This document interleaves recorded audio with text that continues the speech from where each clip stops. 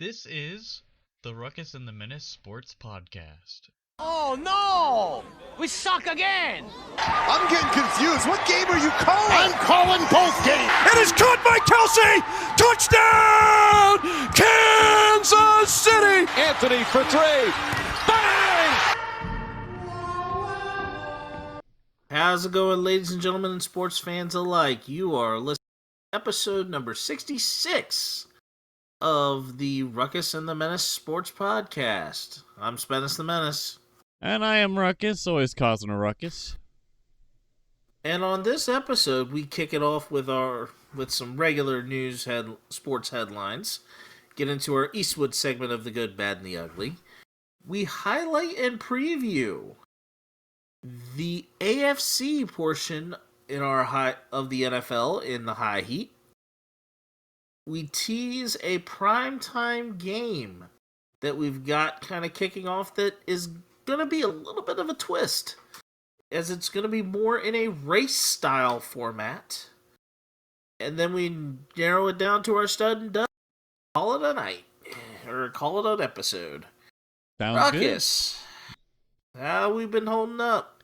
Well, I went on a sunny little getaway last weekend. Got a little sunburnt, but I'm doing all right. Played some softball to end Sunday, and we got walloped, but that's okay. I still had fun, sweated my butt off, but it was a good exercise nonetheless. Played some Madden, I believe Thursday going into Friday, whenever after our pod or whatnot, or no, we did the pod Wednesday, so Thursday was when I was like, okay, what? Did you buy the deluxe edition? No, I pre-ordered the normal edition, so technically it was supposed to come out the 17th, which is why I was scratching my head, because I was like, okay, when does it actually release? The game didn't release till like 7 p.m. I got mine a day later. Yeah,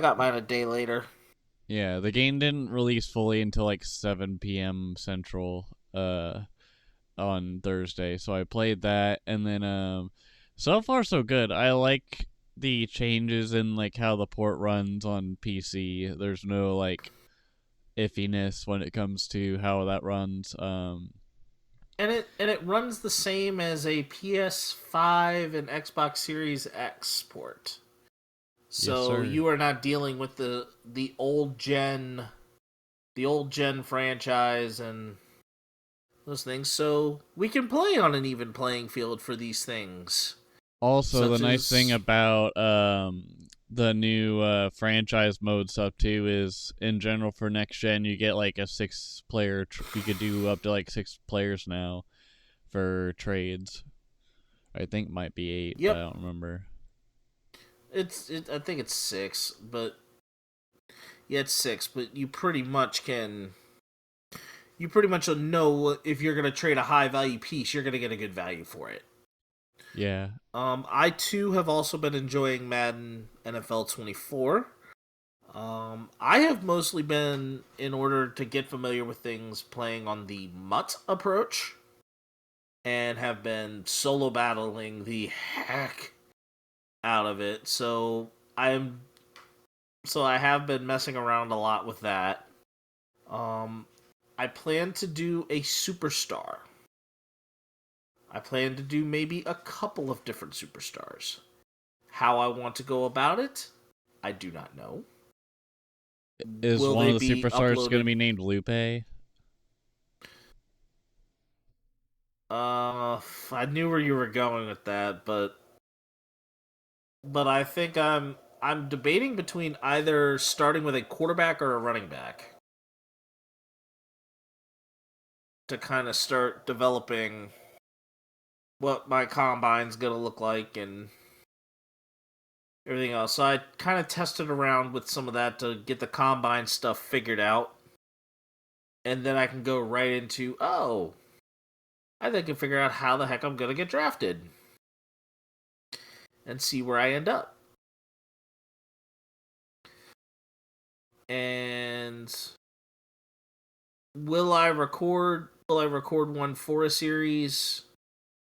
Maybe. I think if anything, I might try and do Mutt, but other than that, I'll probably stick to what we're possibly going to be doing later.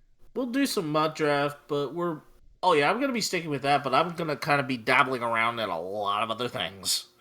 Because I mainly play Madden for the franchise mode. Yeah.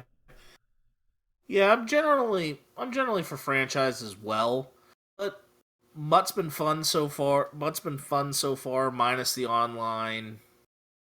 I really don't play online, so Mutt is kind of out of the equation.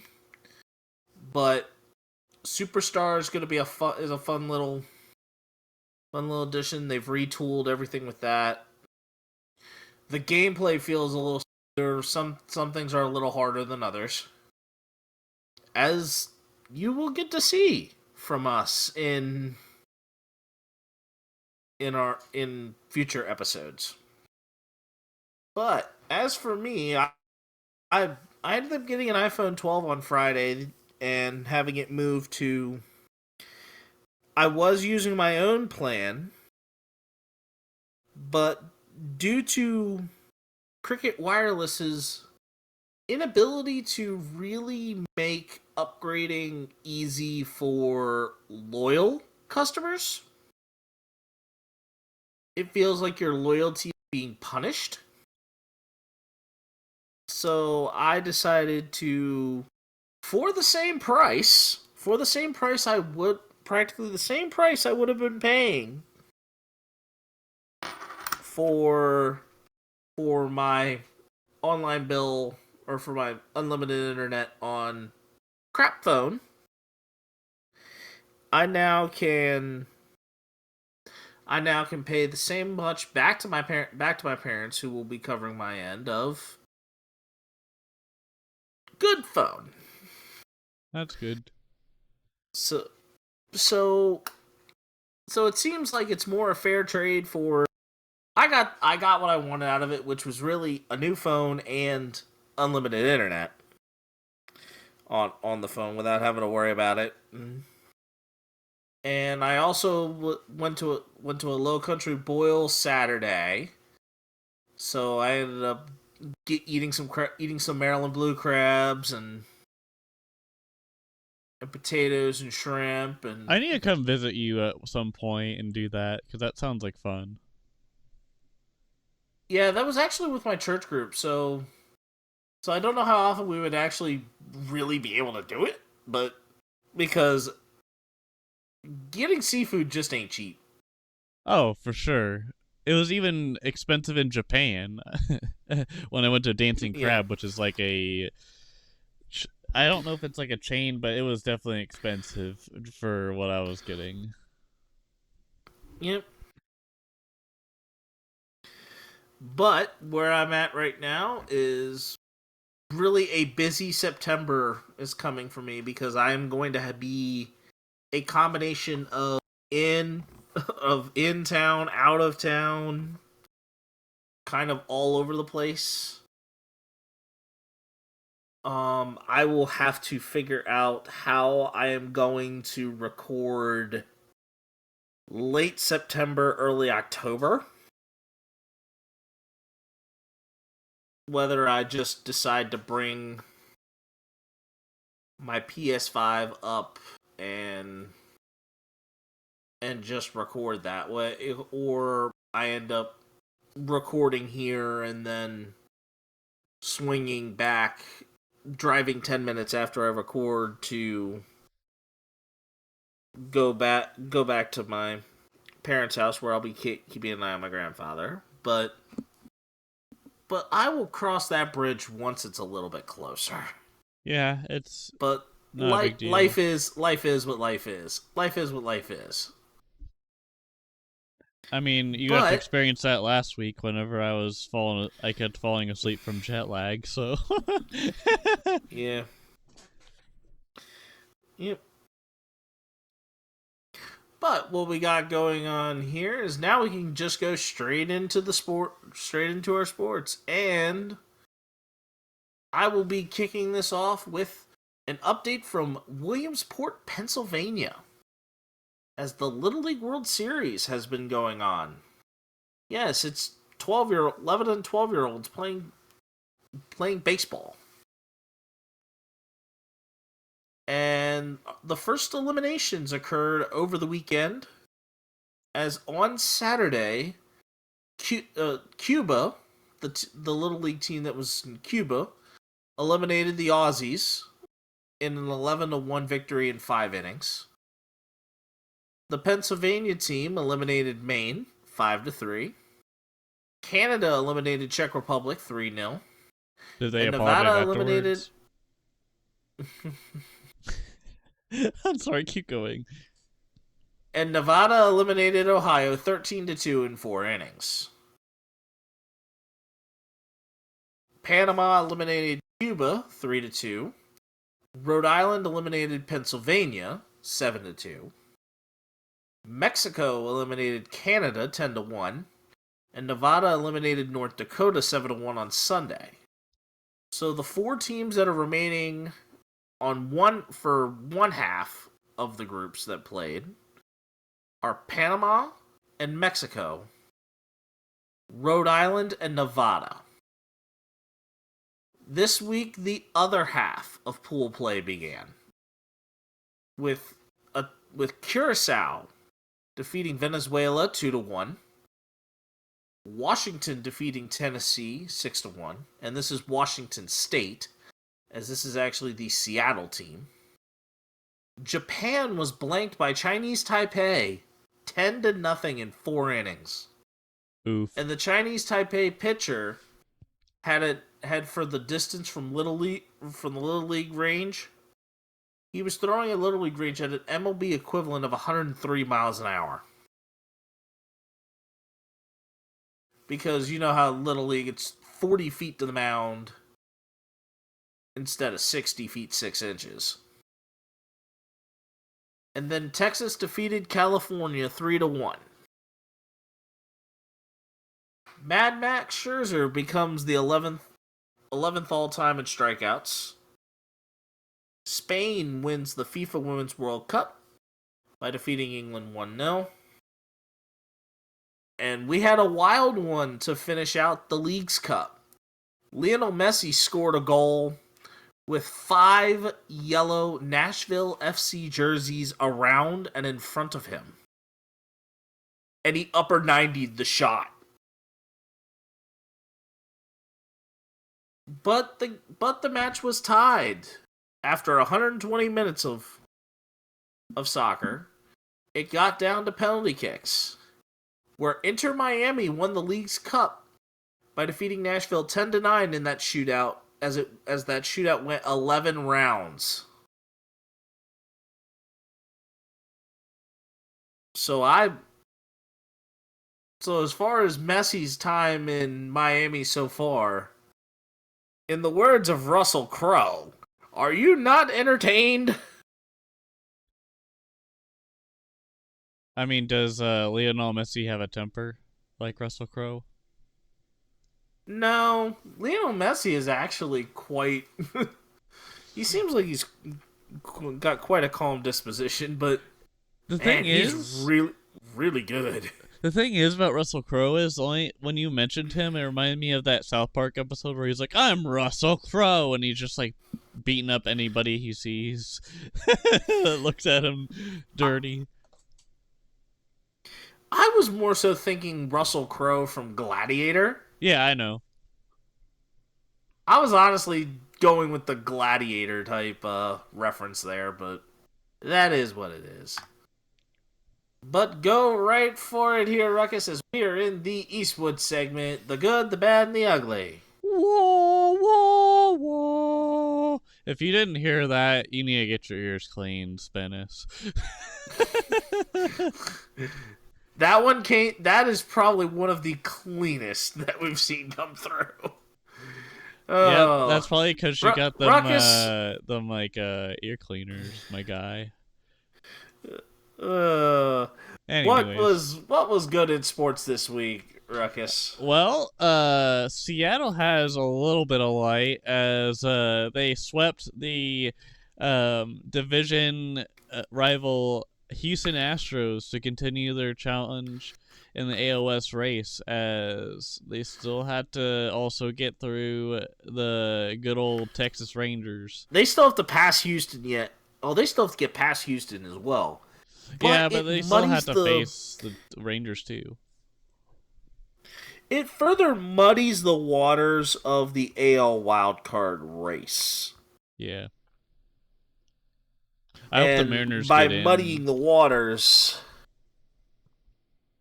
there are a grand total of 5 teams within 3 games.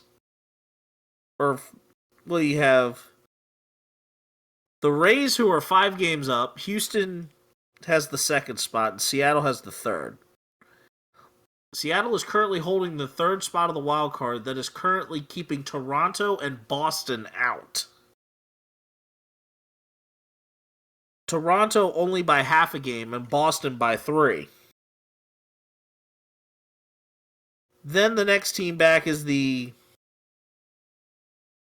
Angels at 8.5, and then the nose-diving Yankees. And I, as a Red Sox fan, can keep going and saying, "The Yankees lose 3 times in a row," making it 8. And getting swept by the Red Sox. I think it was a good weekend. That's the equivalent of a tank right there at this point. Oh, it was the equivalent. I mean, not necessarily the equivalent of a tank, but the equivalent of a great, really, really great weekend in baseball. Instead of fly me to the moon, it's fly me underneath. I don't know. Yeah. And the NL Wild, I'm really also more intrigued. I mean, I think another thing that I'm going to throw really good that's kind of just random, and I just looked at this right now. The NL wildcard race right now. Got 3 teams tied for a game apiece. No, that's 3 games tied for a game behind. The not New York. They used to be called the New York Giants. But no, they decided to relocate to San Francisco. The San Francisco Giants are a game ahead of the Cincinnati Reds, Miami Marlins, and Arizona Diamondbacks. We need to kick San Francisco teams to the are curb. also. But what about the Rice-a-Roni? What do you mean? I'd rather have the Diamondbacks or the Reds be in the wild card rather than the scrappy San Francisco Giants. You said kick San Francisco to the curb. Rice-a-Roni's the San Francisco treat. Oh, my bad. I didn't know. I looked at you and I just kind of gave you that, like, just kind of out of random. I know the Shakaroni, but not the Rice-a-Roni. Haven't you been to a Walmart or anything? It's like there and you're right. It's right there in the rice aisle. Oh, well, that tells you how much I pay attention to the rice aisle at a Walmart. That tells you how much you grocery shop, my guy. I mean, the only time I buy anything at Walmart, it's Dr. Pepper. So, because I usually just wait for the grocery order to come through. That still tells you how much you grocery shop. Right. My point exactly. But I digress. But all of those teams that I just mentioned that were 1 game behind the Giants are all a game and a half behind the Cubs. Yes, the Chicago Cubs currently have the 2nd wildcard spot. All carried by Cody Bellinger and company. just feels like this whole entire ebb and flow of the MLB season has been full of so many ebbs and flows. Like, one moment we're talking highly about the Pittsburgh Pirates at the beginning of the year. Then it becomes the Cincinnati Reds. Then the Chicago Cubs. I mean, the Brewers are right now winning the NL Central. Yeah, and the no Red one Sox still picked have a them. record that is capable. And then the Red Sox still have a record that is capable of winning the AL Central. You mean the Comedy Central? Yeah, because now you've got 4 teams below 500 in that. And of course, the team at the very bottom has the second worst record in baseball.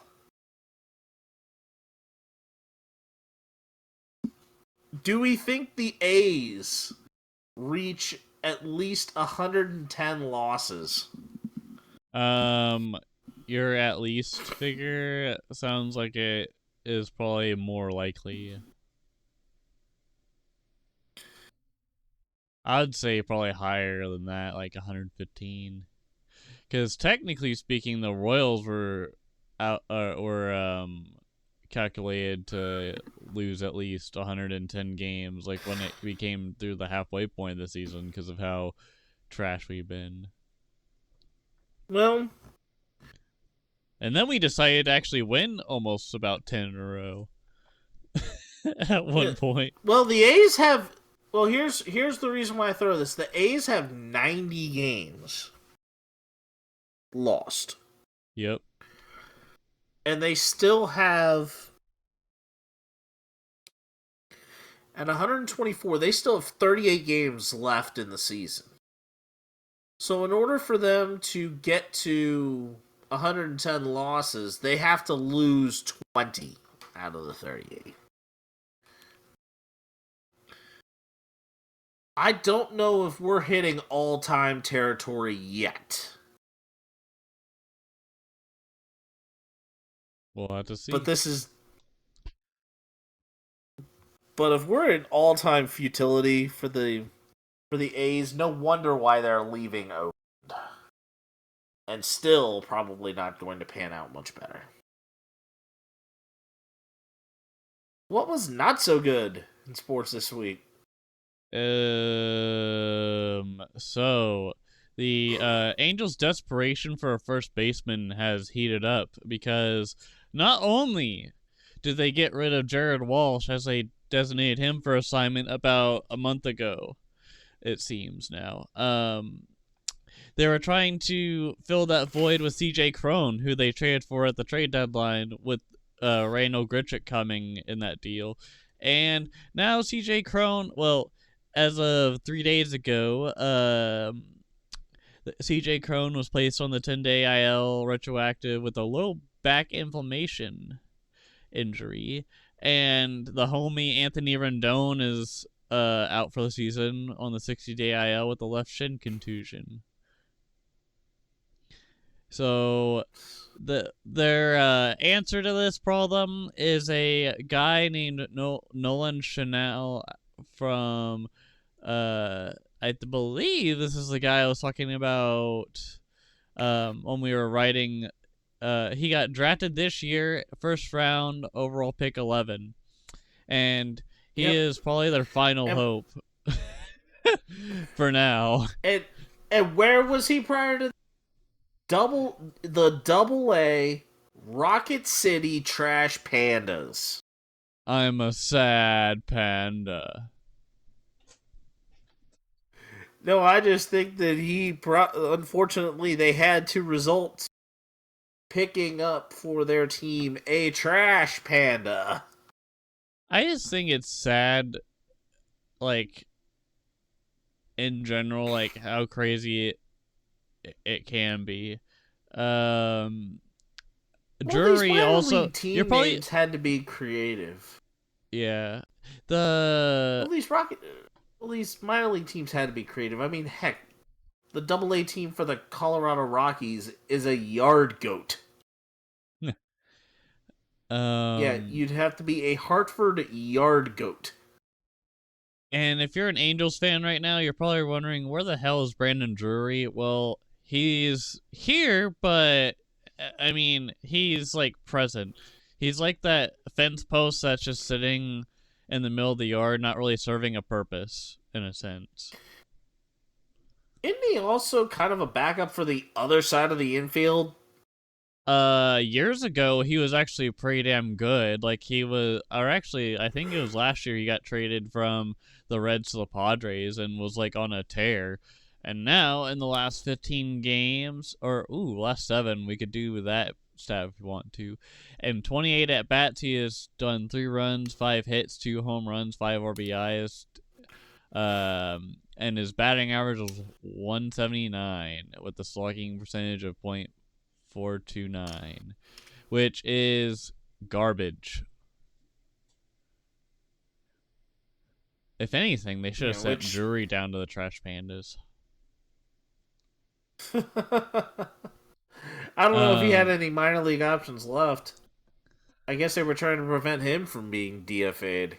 Well, like, Moose is a good option for first as well, since, like, you could, like, save his legs there. I don't know where the hell Moose is. My guess is he's just on the bench ready to be used as a backup, because I didn't see anything on their transaction report, because I was looking at this just now just to see what the transaction history and the injury history has been like. But Rendon being out, you know, could we say that Rendon is a huge bust when it comes to the contract that the Angels gave him compared to, like, the contract that Trout has been under? Because Trout at least does more on the field and is not as injury prone compared to Anthony Rendon, even though Trout has a injury prone back issue that he suffered last year that's apparently not been that big of a factor as far as I could tell. I think that the 2019-2020 offseason led to really the biggest what if in DC baseball because of this. What if the Nationals had decided to keep Anthony Rendon instead of Steven Strasburg? I mean, that is a good point. I said it about 3 years ago. I said it as it was happening, that the Nationals re-signed the wrong guy. I think either way, when you look at it now, yes, Strasburg is more than likely done for the rest of his career, but who's saying that Anthony Rendon isn't done for the rest of his career? Well, but then who's also to say that National League pitching was probably a little better for Rendon to hit?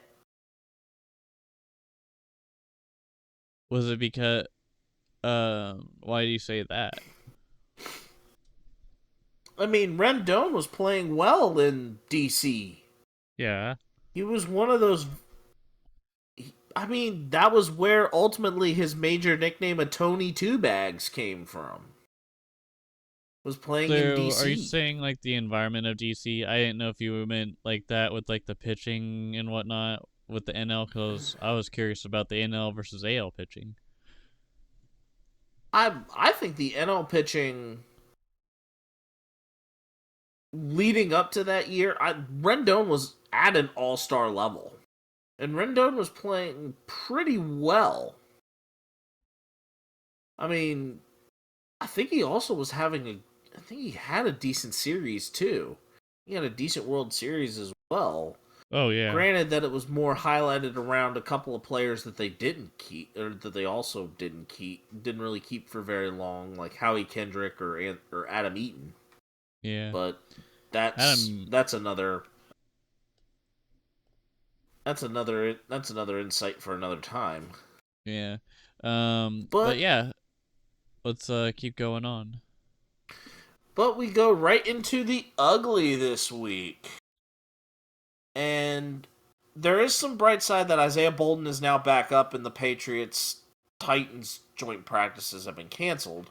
But the major injuries resulting in players being carted off was quite scary this week. As Isaiah Bolden was carted off the field, and I believe Bucks quarterback was it Trask? Was it Trask or was it the other one?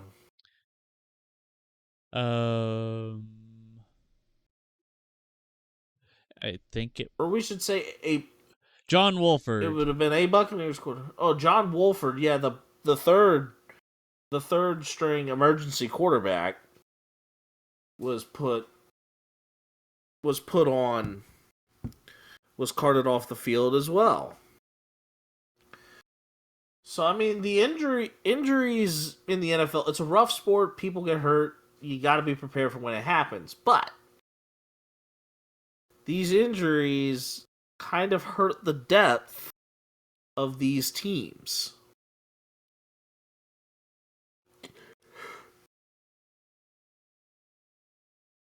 And I am very sure that we are going to have more of these injuries probably come up in our ugly as the season rolls on.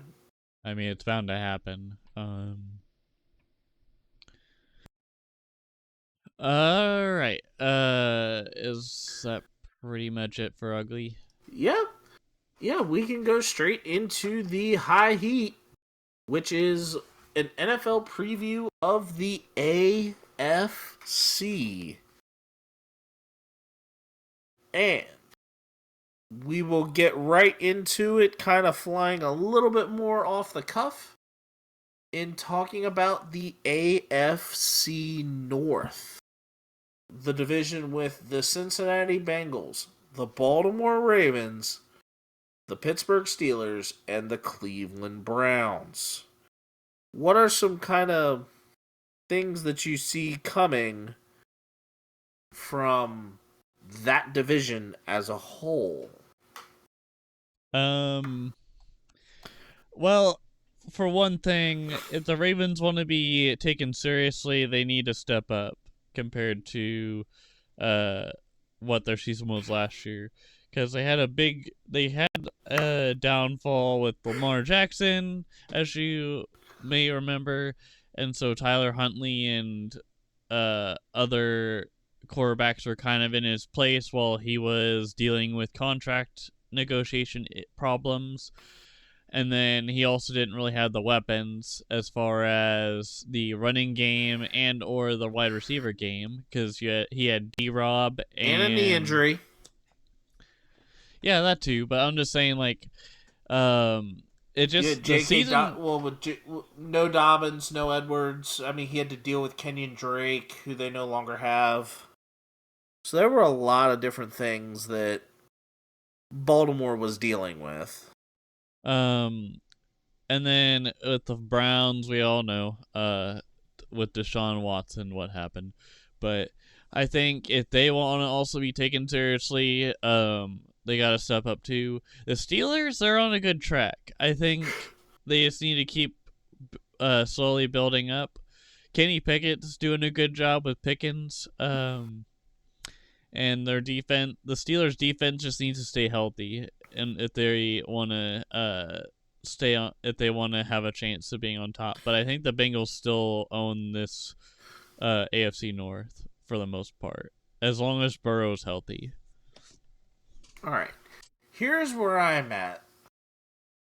The key for Cleveland to stay out of the cellar is to have Deshaun Watson get back to form.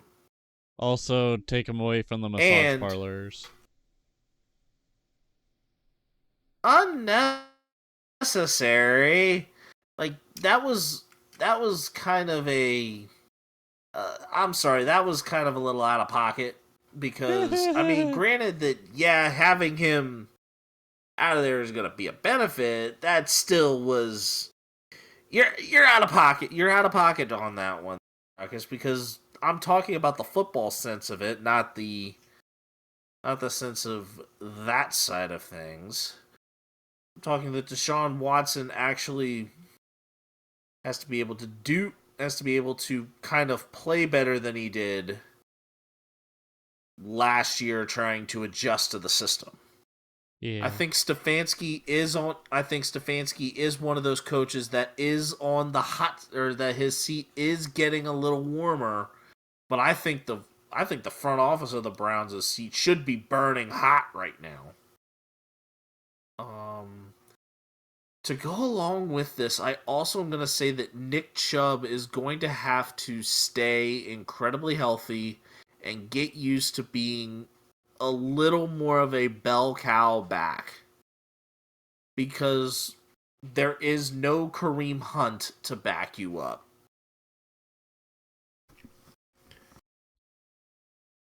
But I believe that the Browns do have a couple of really good receivers, and David Njoku is a tight end that can make some noise under Deshaun Watson. And then they have Myles Garrett on the other side of the ball leading a Browns defense. But I do not believe it will be enough for the Browns to get out of the cellar, as I believe the Ravens, Bengals, and Steelers are a little more complete and put together. Yeah, I agree there. So I have the Browns finishing 4th in the division. In 3rd, I have the Baltimore Ravens.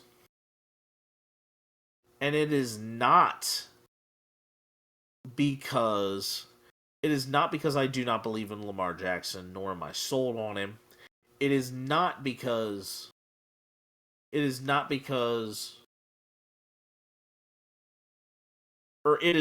because of the Ravens' inability to stay healthy as far as their backfield, and also the inability of Lamar Jackson to truly cash in on his weapons not named Mark Andrews.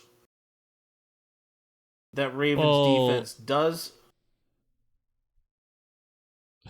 does have talent, but some of that talent is also getting older. I believe Marlon Humphrey is not getting any younger. You gotta also realize that Odell Beckham, he may or may not be what he once was, and he might be an early candidate for the injury bug again.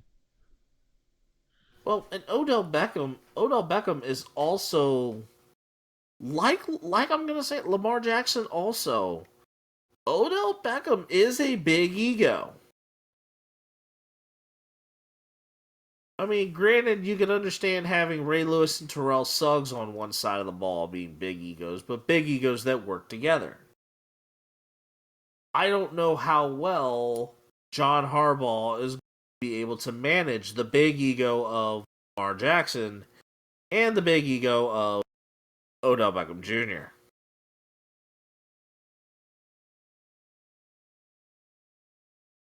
I think that is going to be a major clash, plus the running back situation is not going to hold up as well.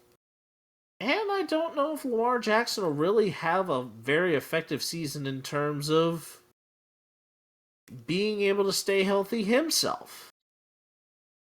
So I have the Ravens at 3. In second place, I have the Pittsburgh Steelers.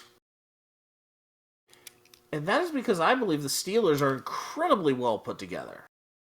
And Mike Tomlin always finds a way to do something. To do something and to be incredibly effective. As he seldom, if at all, ever ends up with a losing record. He always finds a way to put it together. And always rallies the team to be able to put something together. I think Kenny Pickett's coming along. Najee Harris, if he stays effective, can come along. George Pickens, Pat Freiermuth, Deontay Johnson. Pittsburgh's got pieces. And they've got pieces that are incredibly interesting as standalones, but also stuff that is interesting if they can come very well together. Mm-hmm. So I think Pittsburgh finishes second for that reason. And I believe the winner of this division is the Cincinnati Bengals. Joe Burrow, Mixon, Chase, Higgins. They don't have Hayden Hurst anymore.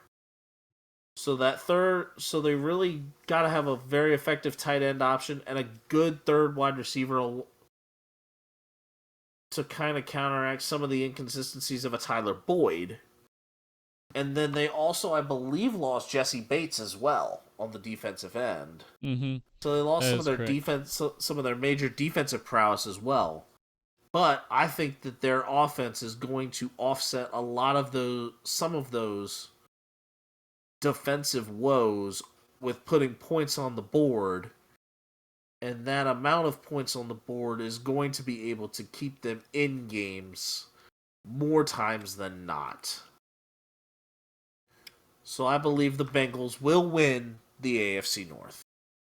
I agree with all those. I have Pittsburgh, and I have Pittsburgh as a solid in position for a wild card. I think they will solidly be at least in the hunt, or at least within the top 3 wild cards positions at some point in the season. I do not know if Baltimore will get there, just because I think some of the synergy issues. But Baltimore will kind of be just barely on the outside looking in. The AFC South. We now go to the division where the Titans, Jaguars, Colts, and Texans will reside. Well, I'll tell you one thing. 4th place is gonna probably be a tie between the Texans and Colts. Because the Texans have a budding quarterback that is a rookie and will definitely need some time to develop. Same thing with the Colts with Anthony Richardson. Yes, Richardson seems like a superhuman as far as his build, but I mean, did Andrew Luck get to the playoffs his first year as a Colt? I know Andrew Luck made it at least within his first 2. Because I don't recall but it didn't him. It didn't take Andrew Luck extremely long. Yeah, he also had some weapons too. I mean, there's a lot of other different things that I will speak on here a little later about the Colts. So you kind of don't kind of kill my vibe on that too quickly. Yeah, and then so I think the Colts are probably going to be a 3rd place team, or at least possibly tied with the Texans in that vein. I think the Titans are going to be a 2nd place team this year. They still have Derrick Henry, and I believe they still have Tannehill, right? Yeah, Tannehill's still the starter. Yeah, so I think if they stay healthy, they'll be in good shape. But yeah, I think the Titans are a 2nd place team. The Jaguars, I think, win the division since they showed a lot of prowess last season at the end. And I just think they have the most upside currently in that part of the division. Okay. So here's what I have. In 4th place, I have the Indianapolis Colts. Though Anthony Richardson is a great quarterback with a great athleticism, I believe that the Colts will ultimately, around the deadline, be able to figure out how to shop his number 1 running back, Jonathan Taylor. Yep. As Jonathan Taylor has been greenlit for a trade, or they've greenlit Taylor to seek out a trade, I believe that Jonathan Taylor will have at least some luxury to be able to try and find some sort of deal. Secondly, I believe that the Colts do not have as many weapons offensively beyond Michael Pittman. There's no TY. There's no type of TY for. So Michael Pittman's the number one receiver. There's the Alec Pierces, the Paris Cox. I think Paris Cox as well is there, or even a Mo Alley Cox at tight end. So there are options for Richardson to be able to get the ball out, but I think that with all of that, it's going to take some time for that to gel.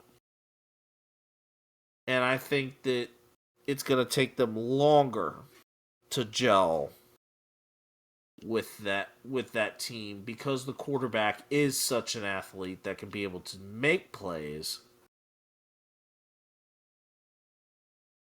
But they're also needing to be an effective offense to go along with the coach's scheme.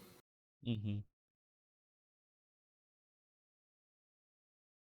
In third place, I am going with the Houston Texans, and not by much.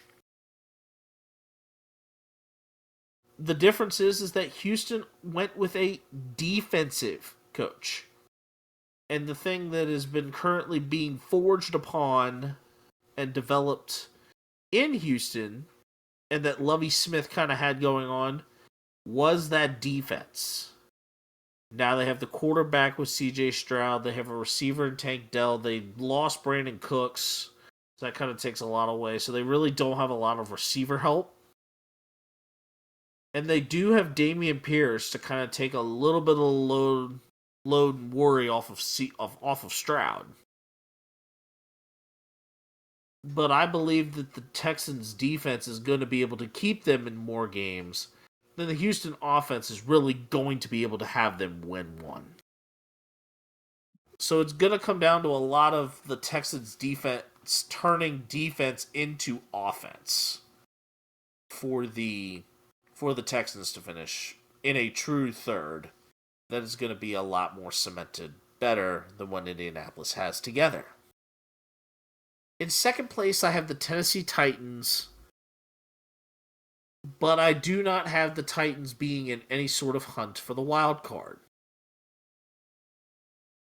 Though Derrick Henry has been great, Ryan Tannehill has to really show his ability as a passer to be able to get Julio Jones the ball. So I think that we will see a lot less Derrick Henry and a little more Julio action. And possibly seeing the development of a Malik Willis or a Will Levis to eventually take over the quarterback realm should Tannehill, again, fall completely flat on his face. I think you're thinking of DeAndre Hopkins and not Julio Jones. Oh, yeah. Yeah, DeAndre Hopkins, yeah. Close enough. I mean, Julio Jones was there. Yeah. Julio Jones was there. But now it's D-Hop, who is a little smaller and may have a little more speed. But DeAndre Hopkins is still going to command the ball. Mm-hmm. And teams are going to have to account.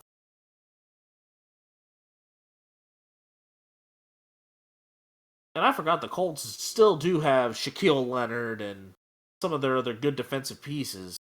Mm-hmm. But I think that Houston is going to have more young and more great defensive pieces to develop thanks to D'Amico Ryans.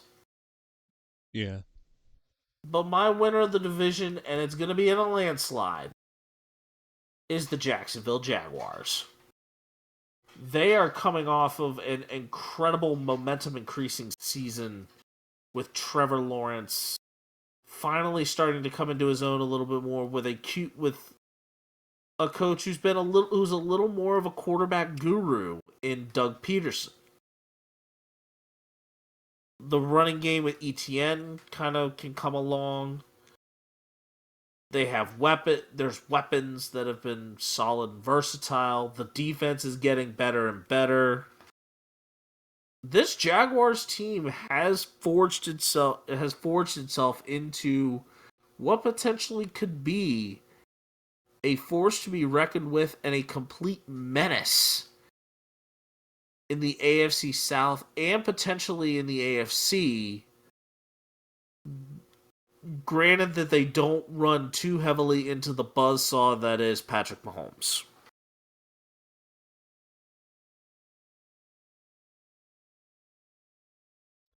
All right, do we want to go into the East or West? Yes, we are going to go into the East because the West is we're saving that one for last because that one's your main event. And I also have a good joke for you at the end of that, too. Anyways, AFC East. Great. So that is the New York Jets, The Buffalo Bills, Jets, Dolphins, Patriots, and Dolphins. And New England Patriots. All right. So I think my fourth place team to start off is going to be either the Patriots or yeah, I think the Patriots are going to be in fourth place. Because Mac Jones is still kind of in the air, and then you have like other developing young quarterbacks over there. Not very much to speak of when it comes to wide receiver depth with weapons. Your tight ends are kind of hit or miss. So that's why I would say they probably are in fourth. Third place, I have a suspicious feeling that the Jets are going to be in third. Yes, they have Aaron Rodgers and his homies from the Green Bay Packers, but I don't know if that's going to be enough, and I don't know if Aaron Rodgers is going to be healthy long term. I think he gets swallowed up and taken dead or alive, and doesn't make like a huge splash like everybody thinks he is, as far as a Jets fan is hoping. And I think the Jets go in third. In second, Patriots, Jets, Bills, and then You have Dolphins or Bills? I think in second place it's gonna be the Dolphins, because if Tua stays healthy and Tyreek Hill, for whatever crazy reason, decides that he can actually get 2,000 or more receiving yards this season, they could have a good shot. Jalen Waddle, if he stays healthy, he could have a good shot for that too.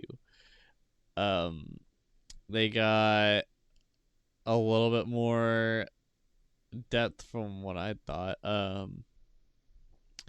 And other reason I'm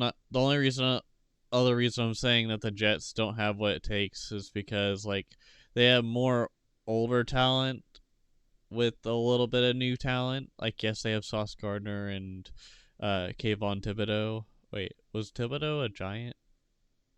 Or was he Thibodeau's a Giant. Okay. Thibodeau is on that other team in the Meadowlands. Yeah, that's why I probably got mixed up.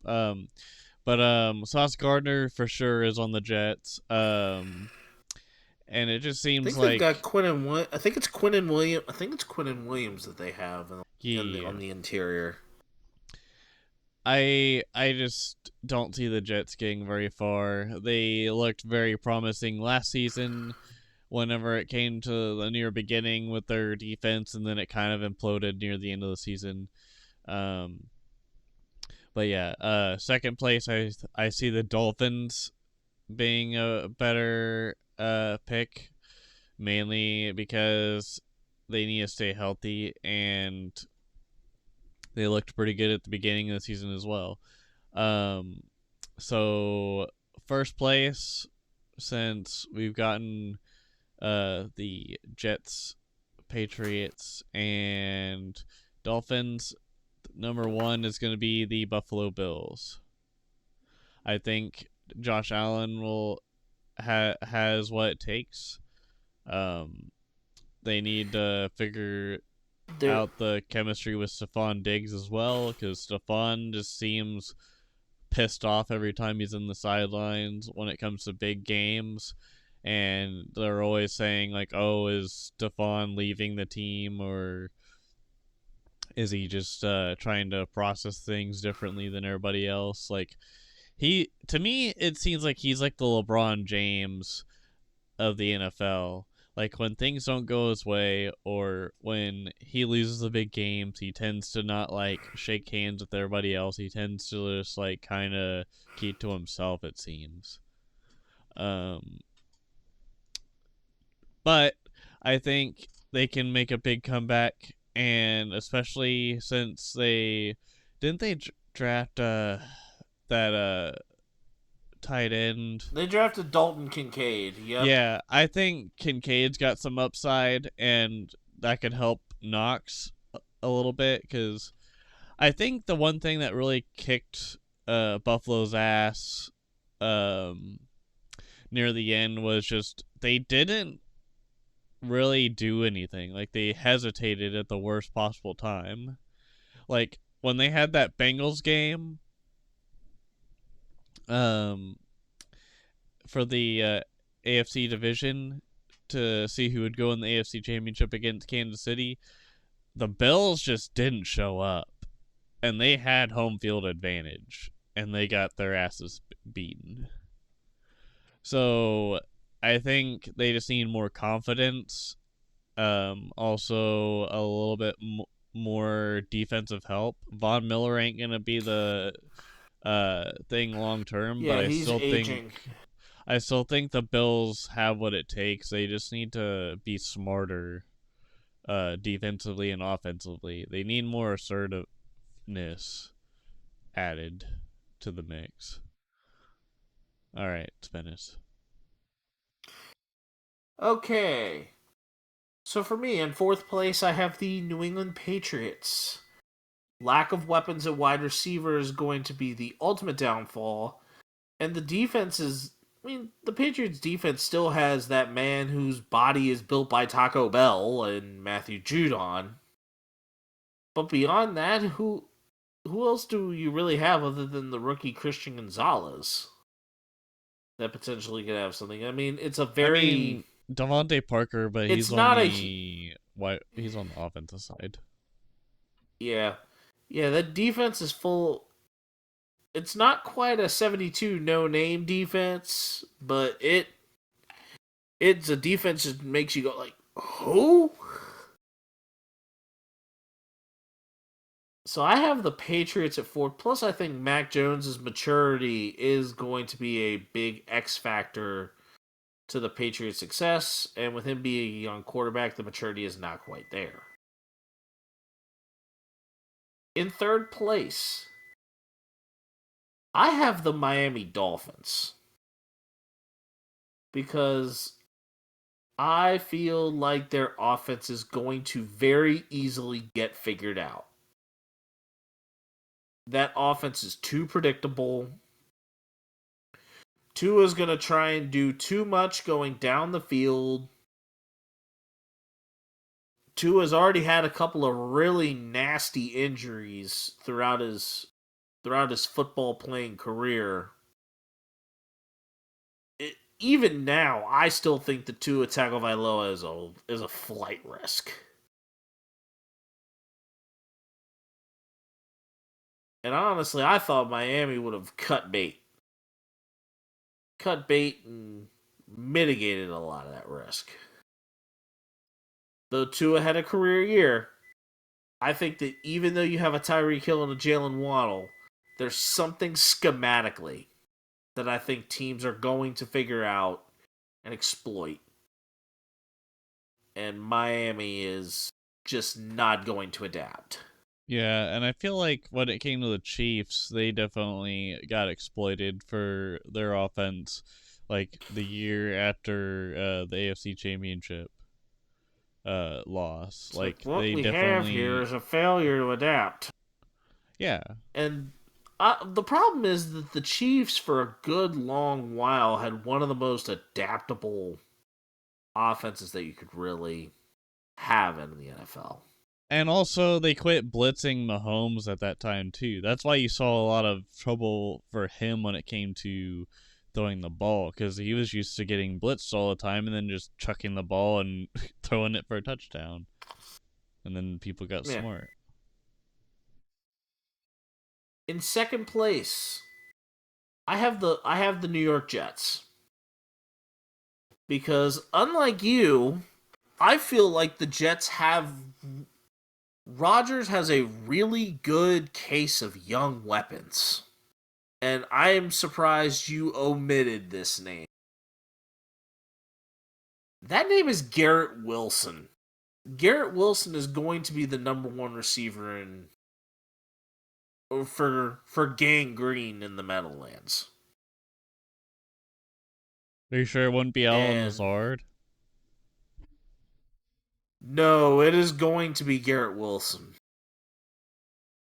Because Garrett Wilson showed, with even the amount of questionable quarterback play that he had last year, that he was an offensive rookie of the year. Rodgers had to have taken notice of what this guy could do. He had to. Otherwise, he wouldn't have considered even going there. Granted that he didn't get his wish list of receivers, but Rodgers had to have gone out that way for a reason. And no, it was not due to the Brett Favre effect.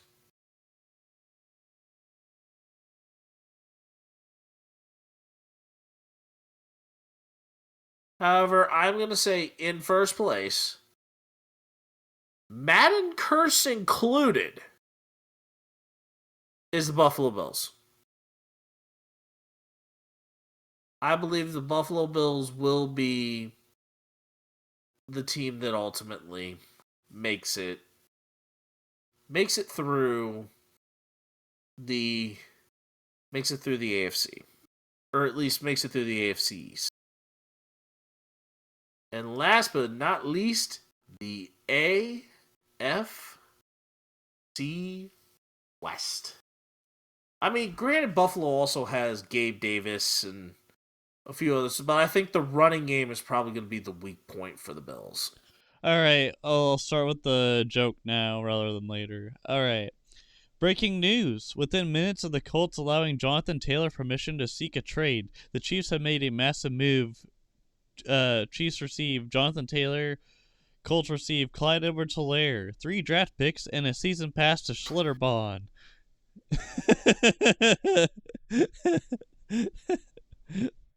I saw this on a tweet it's not via Adam Schefter, but there was a meme where it was like, breaking news, Chiefs trading for Jonathan Taylor. I thought the season pass with Schlitterbahn was a good icing on the cake, though, since that's pretty much torn down at this point. Anyways, so I'll start off. So this is my time to shine and shit talk the AFC West and talk about how every other team sucks but the Chiefs, because, you know, I'm a dirty Chiefs fan that could just be super biased. But anyways, I'm gonna be super biased anyways, so screw y'all other teams. No, I'm just kidding. So in fourth place, because we got the Broncos, you got the Raiders, you got the Chargers, and then you got the Chiefs. So I think fourth place, I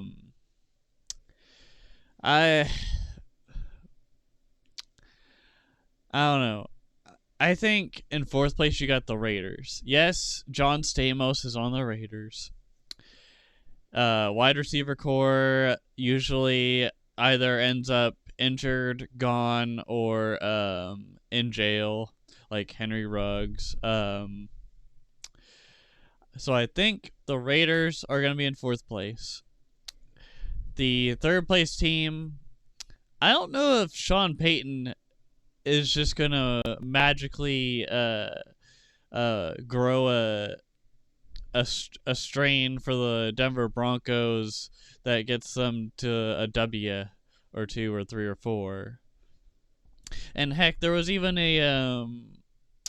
I was listening to Rich Eisen's show where they were on call with a Broncos fan, and they were they had the Broncos fan predict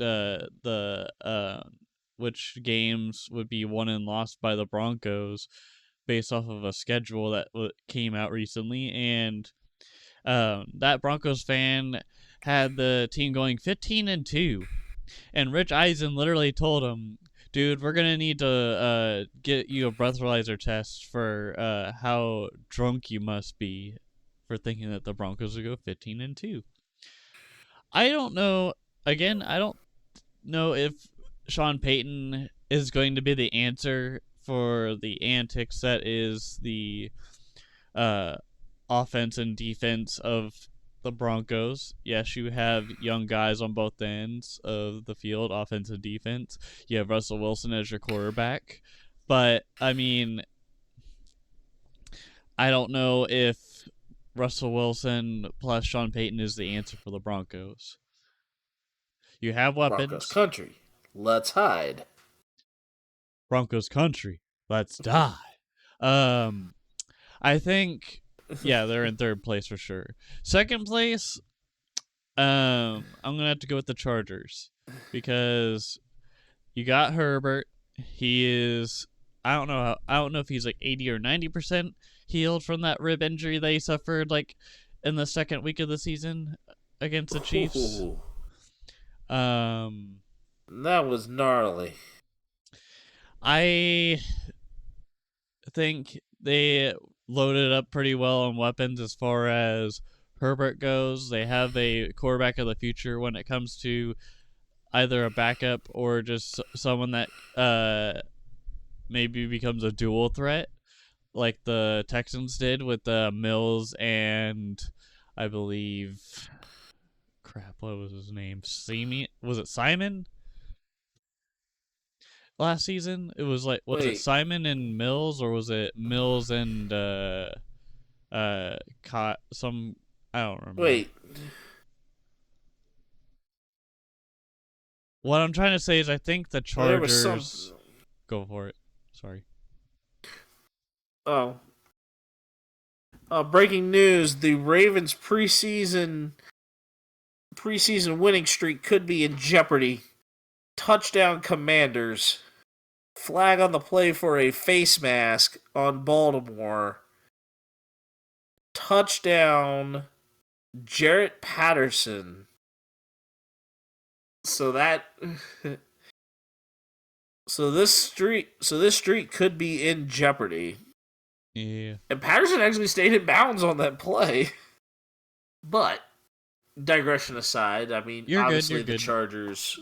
So I just remembered coming in my brain. So I think the Max Duggan pick for the Chargers might be a silent horde or one of those like kind of secret weapons deals with Duggan and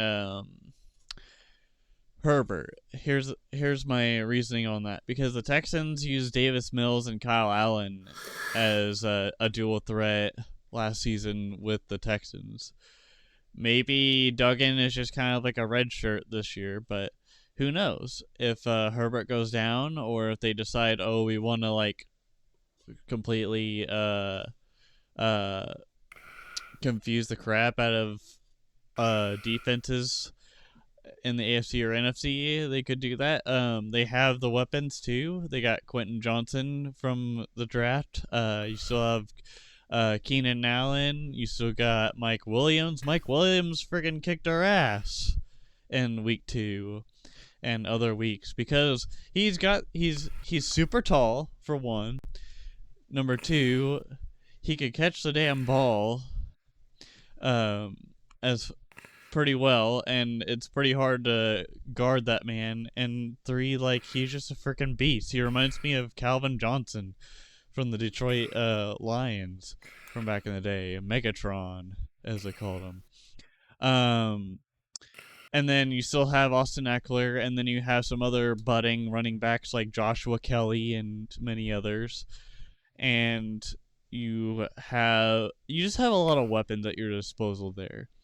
But I don't know if the defense, the way it's built, is going to be good enough. So that's why I think they're going to be in second. And then obviously, number one, I pick my Kansas City Chiefs because we're trying to go back to back for Super Bowls, and I think we could do it.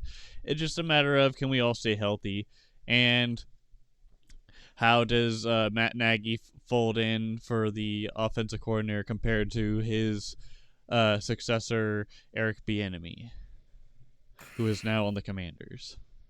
Or we should say his predecessor. Yeah, I don't know. I was trying to give Nagy is the successor. I was trying to give some light to Bieniemy there. My bad. Yeah, no, you were giving light to Bieniemy. You just worded it wrong. Yeah. Anyways, what do you got, Spennis? All right, so in fourth place for me for the AFC West, I have the Las Vegas Raiders. Even though they have Max Crosby and a couple of other notable faces, I do not believe Devontae Adams will stay there long. I do not believe that Jimmy Garoppolo will be as healthy. I believe Josh Jacobs will probably try and ball out again, but get hurt. I just do not believe in what Las Vegas is doing. In third place, I have the Denver Broncos. I believe that Sean Payton will find the way to eventually rebuild Denver, but I believe it will be through having a young quarterback come into the helm, as Russell Wilson will not quite be the right fit. In second place, I have the LA Chargers, but let's not forget that Brandon Staley's job, I believe, is going to be on the line. If he does not get a deep enough run into the playoffs, he will be fired. And then, in first place, uneventfully, this is the biggest no-duh, the Kansas City Chiefs. Are you mad because you picked the Eagles to win the Super Bowl still, or is this just because it's just kind of boring at this point that the Chiefs would be number one in the AFC West? It's kind of... Is it bad to say that I just think it's just painstakingly obvious? I mean, I was just kind of pulling your leg there, but yeah. Like, I just wasn't, not trying to be complete Captain Obvious over here, but we know exactly what's going to happen in this division. It's okay, dude. I'm it not was offended. Your main event in terms of... It was your main event in terms of roasting your division, but the most uneventful division in all of those divisions. Out of all four. Really, the AFC North is going to be the most eventful division in that conference, just because the races are going to be nip and tuck. And, yes, sir. And a lot of beating the heck out of each other. But, along with that aside, I'm just setting that up for next week. But, we now will move to our primetime game. And this primetime game is ultimately going to be a little bit of a series or a marathon for us. Or at least we are going to be doing something that is a little more long term, but we may add some short term primetime games in the meantime. I'm sure that Ruckus wouldn't mind that, because we're into Deal or No Deal season eventually, where Deal or No Deal season comes in, and we start having a few more the primetime game list opens up. I'm gonna be honest because with you. Madden started. The primetime thing, this is more of a new project that we're doing compared to like a short band-aid where it's like, okay, well, we're gonna figure out this week. This is gonna be more of a long-term deal where it's we do like progress reports rather than trying to figure out what we do each week for like a little mini game. It seems to me. Well, actually, I think we still do have those little mini games in there, but this is going to be the beginning of a long-term primetime game that we will also more so these updates will come more in our simulated games segment, which is coming back. Or with either simulated games coming back or we put them in the film room. Actually, I think the film rooms are NFL Predictor or Football Predictor, which will be coming back. We will be bringing back the film room. We will be bringing back... I think this might be simulated games. Along with the fantasy football stuff, we will have this brought back. Yep, and I'm in like 3 different leagues this year. So this will be interesting for me. You're playing in 3. I will be playing in 2. I have like 2 I am playing in like work leagues. Well, not really work leagues. One of them's like work friends, and then the other one's like work in general, and then the other one is other family. So I have my standard league. I have my standard league that I've done, and then I have my, and then I will have a church league. So that is going to be two different leagues going on for me. So yes, our simulated games will expand. We're going to have more expansion upon that. So yes, some of these episodes coming up around the football season may be a little bit longer. And a little bit more on fun on our, like a little bit more of talking about things on our end. But this is what you get with Ruckus and The Menace podcast.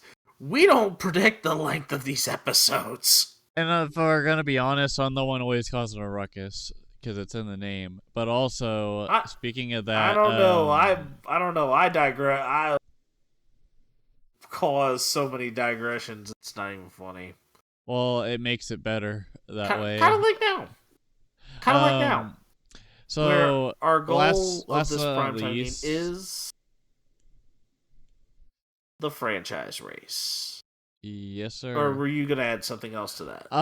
So for the simulation stuff, I was just gonna end with so I ended up being in last place in the fantasy baseball for the second straight year, and now I'm just kind of coasting, waiting for fantasy football. But now we can go back.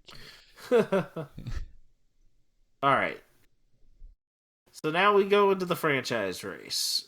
This will be probably more so our progress reports will be in the simulated game segment that we will be bringing back. But Ruckus and I will be taking... Granted, it will be 2 different save files due to the fact that franchise is not crossplay between our 2 platforms. So you will see YouTube videos on the Ruckus and the Menace podcast channel from myself and from Ruckus as far as seeing the actual footage progress, or if you prefer to listen episode by episode, you can continue to keep up with that by us going through the highlight reel with that. Yeah. But if you want to watch along, we will have content for you. Granted, I know mine will take a little bit longer due to I am going to also edit as well. I'm going to edit as well because who wants to watch about an hour of footage when you can kind of sum it up in a matter of like maybe 15, 20 minutes? Yeah, I think mine's mainly just gonna be a progress report. In all honesty, because I don't know where to start with it. To be honest, I think I'm going to start probably recording like at the like, and then like snippet between the start of the season and then possibly the halfway point when it comes to the trade deadline, and seeing where the record is from there, and then possibly finishing off like at the end point of the season where I may or may not go into the playoffs the first season. We'll see. Well, I was going to say we either upload game by game or say maybe I do the opener. Maybe I have the opener, but then maybe we go through like maybe we do a couple, maybe we record our openers, but then also talk a little bit more about things, say like week 2, week 3, week 4, and then maybe like find whatever key games we have or against like a tough opponent or something along those lines. Because I know that I'm gonna have two with the Titans. Well, let's unveil our teams. Ruckus, you will be playing with the Los Angeles Chargers. And just to make it kind of even, we're both kind of on the same playing field. I have chosen I ended up spinning and choosing the Jacksonville Jaguars. And I'm already ready to go for week 1 whenever recording kind of comes along the way.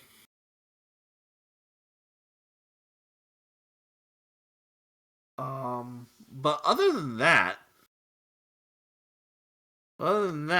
like I will be ready to do week 1 whenever I get my opportunity. I may do that a little bit later on.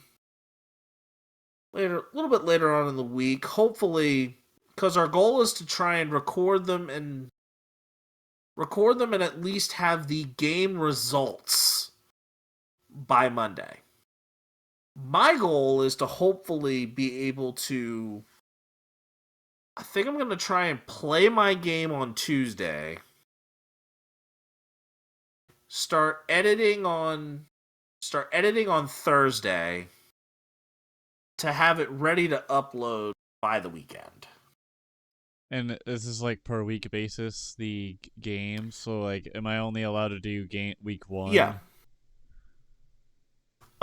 Yeah, only week 1 games, because we're both going to kind of do this at the same time. So it's going to be like a 20-week. It's going to be like a 20-week process for this. All right. But as far as these updates, so we only play 1 game a week. If your week is a bye, which I believe both of our bye weeks are not going to be the same. If the week is a bye, no game can be played, but you can at least say in your progress report, this was our bye week. Okay. You do not go straight to the next game. You just advance it as a bye week. You just have no game. Sounds good. I'm trying to think of when the... Hang on here. I'm going to double check something real quick. Because we are going to have... Because we have two different... Because we're going to have 2 different bye weeks, probably. But I am double checking this. Okay, so you will not have a game. Your bye week, Ruckus, is week 5. So you will have 4 you'll have 4 weeks of play and then a week off. Okay. I have to wait. I have to do mine a little bit long. You have 1 month of it. I have 2. My bye week is in week 9.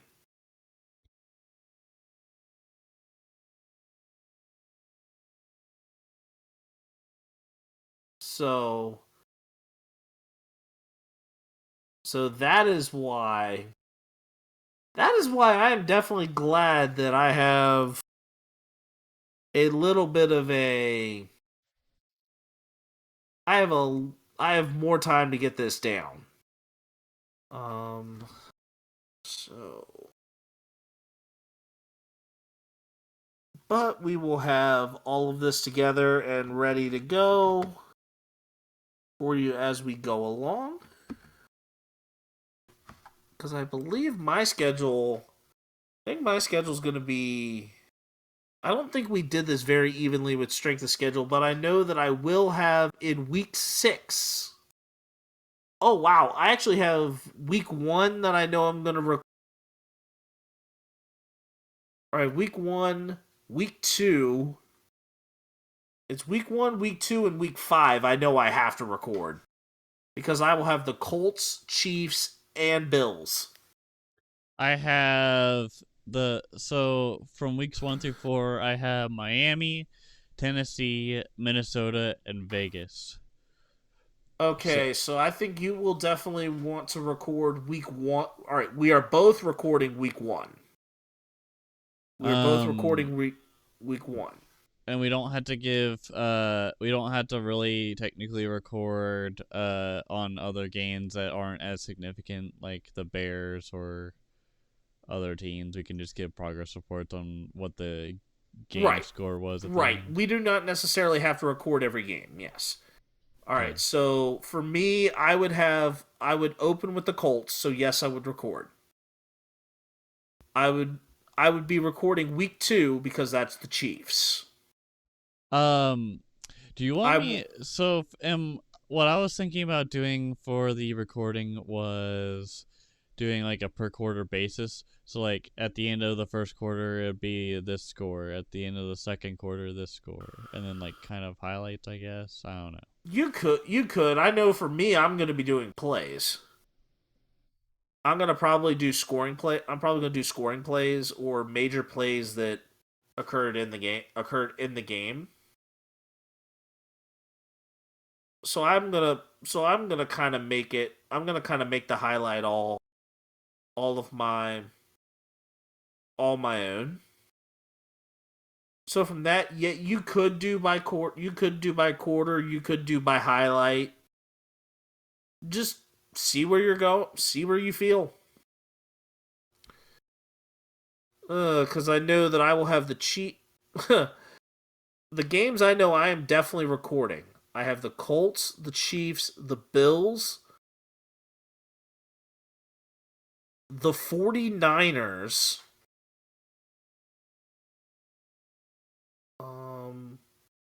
Steelers game maybe. The Bengals game. I have the Bengals game. I definitely am going to record my closer with the Titans and my Ravens game depending on where the records fall. For some of this, it'll depend on where records fall. But I know my first 2 games I definitely am recording. So, you guys will be seeing a good amount of Jacksonville Jaguars. I'm gonna try and do my best with the recordings. I just don't know how interesting my games will be. We'll just see. Yeah. I have a feeling it's gonna be like a good hour for me. Oh, don't forget, you can always chop it down. You can always chop it down and edit. Because I know that I will definitely be chopping. So that's one thing. But let's get right into our closing here with our studs and duds of the week. All right, sounds good. You want me to start that? Yep. All right, Go for it. My stud and honorable mention for this week. So stud going to Rashee Rice for getting 8 receptions for 96 total yards in week 2's or preseason week 2 against the Arizona Cardinals. And then honorable mention is Amir Smith-Marset by doing 4 receptions and 92 yards. So half the receptions with 4 less yards for him. And then I'll let you take over on your studs. Yep. My first stud is going to be Joey Porter Jr. for getting his first NFL interception in a preseason game. And he gave it to his father, former Steelers face of the franchise, Joey Porter. With an honorable mention of Shepherd University and Martinsburg native quarterback Tyson Bagent getting his first NFL touchdown with a 2-yard scramble in the Bears-Colts preseason game. And So I forgot to mention something. And I will as well. let you go. Yeah, and I will let you go to your. I'll let you go to your dud. I'll let you go to your dud while I kind of keep an eye on this Commanders Ravens finish, because anything could possibly happen here, because the Commanders are inside the 40. Are inside the 40 of the Ravens and could very well be able to kick a long field goal to snap this streak that the Ravens are on. So I'm gonna do a quick another honorable mention for stud. A local kid to the KC metro area, Deron Lowe, is currently on the practice squad as a cornerback for the Kansas City Chiefs from Liberty College. From Liberty University in Lynchburg, Virginia. I just thought it was, he's a local kid from here. I actually played pickup basketball with him in elementary school. I just wanted to add that because I thought it was cool. So for my dud this week, I have Jimmy Graham being arrested in Newport, California for being under the influence of narcotics and having a medical episode after suffering a seizure. Not good. I mean, especially because he just came back into the NFL as a member of the Saints, which is quite a scary episode too, because who knows what that's going to do for his career.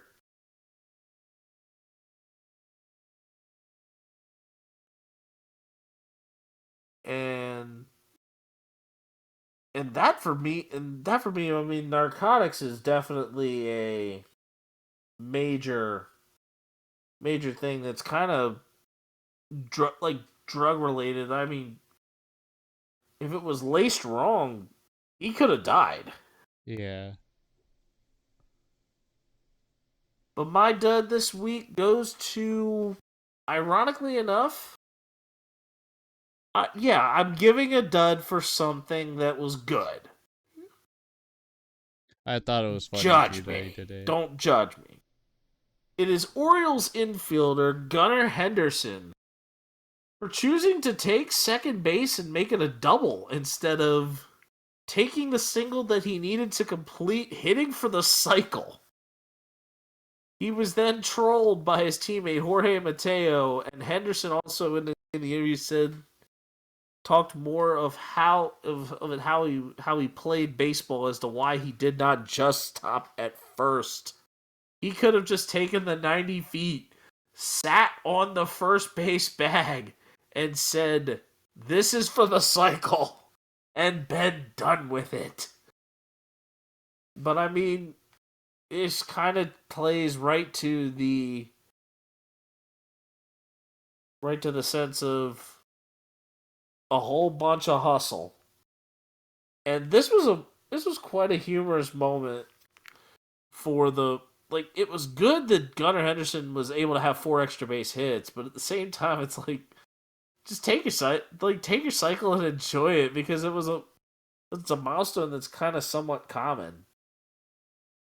And we are now getting ready to see the Commanders take a 49-yard field goal to try and give themselves the lead with about 14 seconds left. So I am sure that you've got more to say on this Gunnar Henderson thing. Honestly, I just thought it was funny that he went for second, even though everybody was like, "Dude, just take first. Like, what are you doing, you weirdo?" Especially against the A's, I thought that was even funnier. I mean, it was against the A's, so it really... I don't know if you could diminish that enough, but the kick from Joey Sly is good. It is now 29-28.